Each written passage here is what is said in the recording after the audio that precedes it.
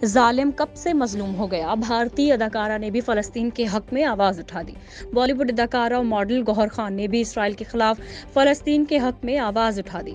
فلسطین کی مزاحمتی تنظیم حماس نے اسرائیلی شہروں پر تباہ کن حملوں سے نہ صرف اسرائیل بلکہ پوری دنیا کو حیرت زدہ کر دیا ہے۔ ہفتے کی صبح 6:30 بجے سے اتوار کی صبح تک جاری راکٹ حملوں، فائرنگ اور یرغمال بنائے جانے کی کارروائیاں جاری رہیں۔ ان حملوں میں 500 سے زائد اسرائیلی ہلاک جبکہ 1800 سے زائد زخمی ہوئے اور نامعلوم تعداد میں فوجی اور شہری یرغمال بھی بنا لیے گئے۔